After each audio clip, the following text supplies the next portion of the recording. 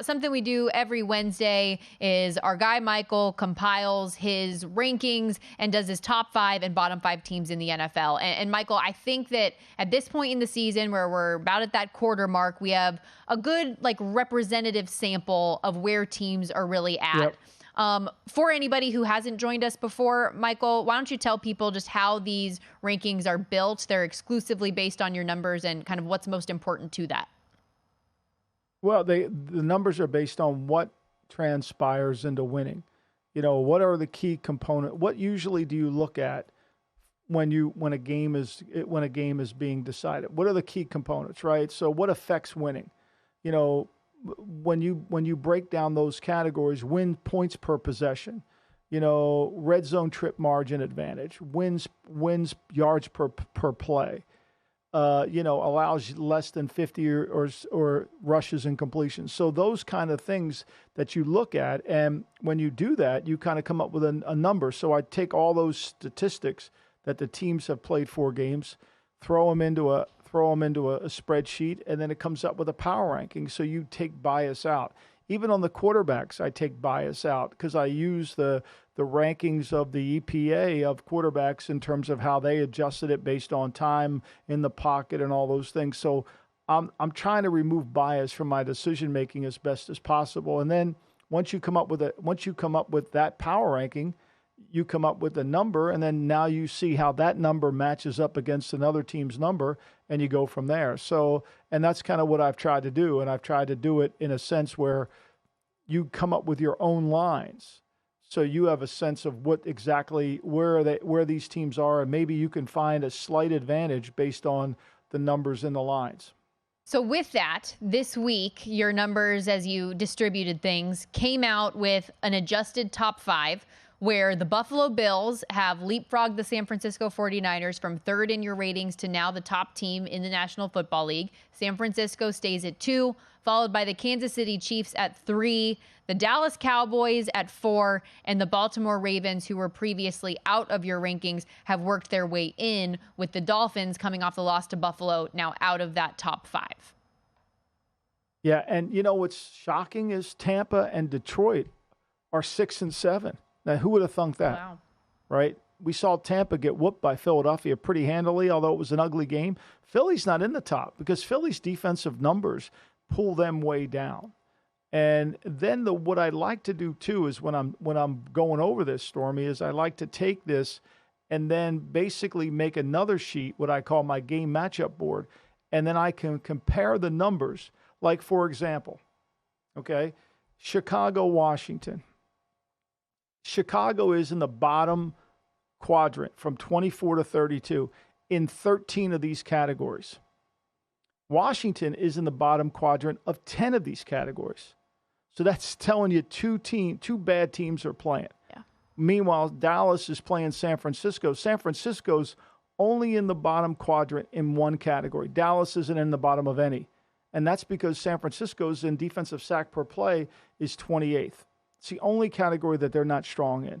And then you look at it that way, and then you can compare, like, where is the advantage? Who has the advantage? Is there more, when you get that many, when Chicago plays somebody that doesn't have it, you can understand why.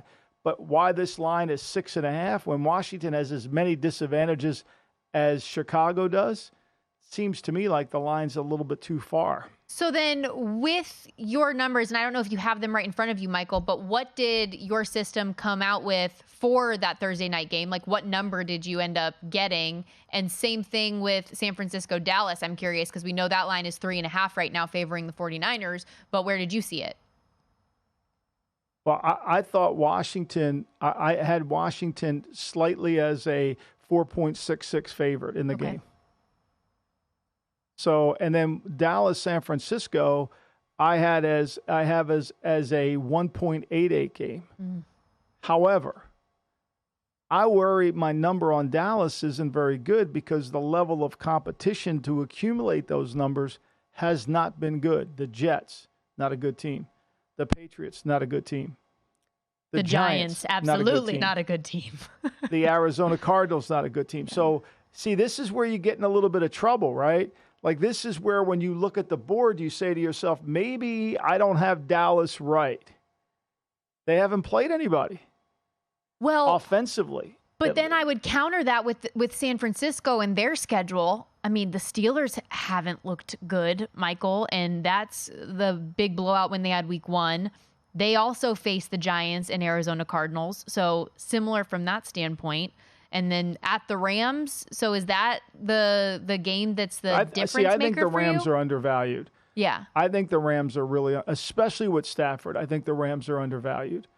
I think the Rams are like, for example, the Rams are only bad in 2 categories. Now, the Eagles are not in the bottom of any. They're low in defensive sack per play. They're only 21 there, but they're not low. So this is like the Rams are -2-0 in this game. And I had this as a 2-point line. It opened at 5.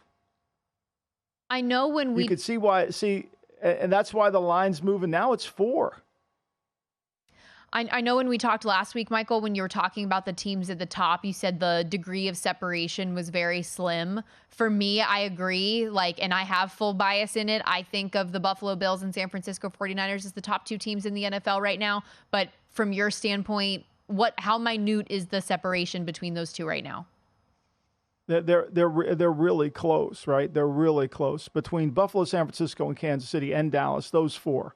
Now, Baltimore is closer to Tampa, Detroit, and Seattle than they are to Kansas City, to Dallas. Okay. So it's almost like you break it up into brackets, right? And that's kind of how you look at it, because Tampa all the way down to Minnesota, are not that low. I mean, 1 or 2 changes within their framework could alter their number quite a bit. So there's a cluster. Like people say, where's Miami? Well, has anybody seen Miami's numbers? I mean, Miami's in the bottom categories of 6 categories. Red zone defense, points per play, fourth quarter defense, third down defense, points per play defensively, defensive ranking overall. I mean, they're not good. Now, they're playing the Giants, who are in 11 of those categories. They're in the bottom. 11. Speaking of... and that could give you, well, maybe you shouldn't play... maybe it is too much numbers. It probably is in a normal NFL game, but I don't think Miami's normal. Yeah.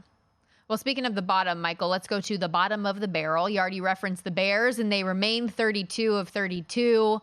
But then the New York Giants have cemented themselves as the second worst team in the league, according to your rankings, followed by the New York Jets, Carolina Panthers, and Pittsburgh Steelers, who have now worked their way into the bottom 5 as well. The Broncos, with their first win of the season, have clawed out of the bottom 5. Well, but Denver, Cincinnati, New England, and Las Vegas they're in the bottom Not 5 far as off. well. There is about 10 points separating those 10 teams. Like there's not a lot of difference between here. Like there's a difference between Chicago and the Giants. They're at the bottom in their numerical grades, right? They're at the bottom. The Jets, Carolina, Pittsburgh, Las Vegas, New England, Cincinnati, Denver, and even New Orleans are all clustered together. Arizona, they're all clustered together. You could mix them up and match them around however you want to do it, but they're clustered together. Whereas, New York and Chicago are significantly lower. And Chicago, once again, has some of the lowest numbers you could see all over the place. As I said to you, there's no strength on Chicago's team. I mean, their third down offense is 19th. That's the best ranking in determining winning points. Third down, they're 19th. Points per play offense, they're 21st. That's their low number. And in the fourth quarter, they're 20th overall. Other than that, they are from 24 to 32. If you're the general manager of the Chicago Bears, this isn't just Eberflus isn't a good head coach. This is we're not very good. We're not very good. We don't have a quarterback. We're not good. You don't lose 14 in a row because you got a lot of talent. Mm-hmm. Well, and if anybody, and you don't give up 33 points. You don't give up 33 points a game over those 14 without being bad.